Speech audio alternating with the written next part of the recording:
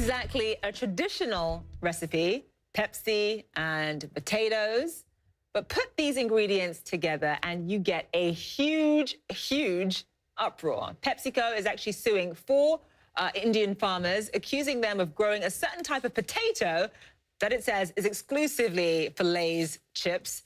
It's reportedly demanding damages amounting to hundreds of thousands of dollars. Farmers associations in India say the law is on the side of the small farmers. Now, Pepsi says it will drop the lawsuit if the farmers that it's suing join its authorized cultivation program. It's just one example of friction between small Indian operators and international mega corporations. We've also seen local retailers accuse giants like Walmart and Amazon of ruining their business. Hannah Lownsbrough is the executive director of Some of Us, an organization using people power to hold companies to account. She joins us live now from London. Hannah, it does actually seem rather aggressive to have this multinational, multi-billion-dollar company suing for small farmers. I mean, these farmers can't really be that much of a threat, can they?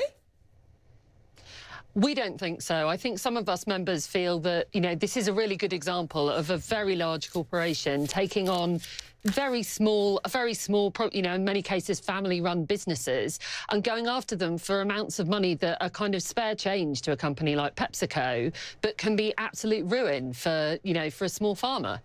How are the farmers actually supposed to know that a company like Pepsi has exclusive rights to a certain type of potato?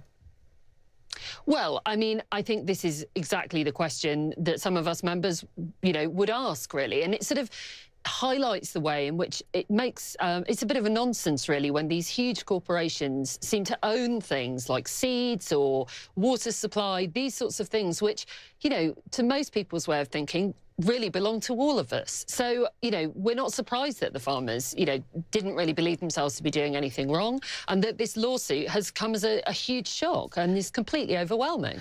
The lawsuit was for over $100,000 for each of the farmers. I mean, when you have a massive... I can't even imagine what it's like to be a small-time farmer in a place like India and having Pepsi suing you. I mean, how do farmers protect themselves?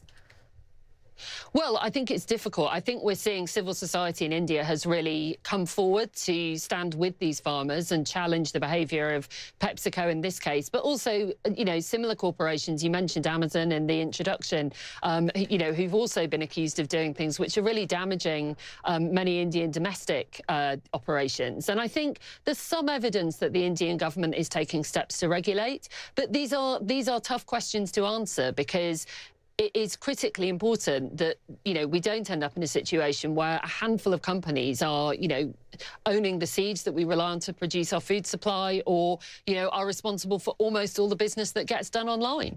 So Pepsi's argument is that they filed this lawsuit to protect the interests of thousands of farmers who are part of its potato farming program.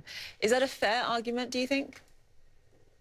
I don't think so, really. I mean, I think, you asked a good question at the beginning, which is, how are they supposed to know, really, that these seeds are sort of, they belong to somebody else? But I also think that, arguably PepsiCo is really setting up a relationship of dependency between some of these farms with whom it has its farmers with whom it has its cultivation program.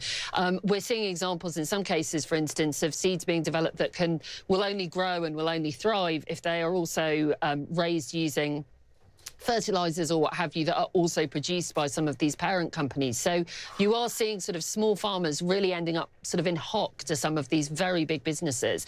And it's hard to see that as kind of, creating the conditions in which everybody can make a success of a small business. All right, Hannah, thank you so much for being with us. Appreciate that. Thank you.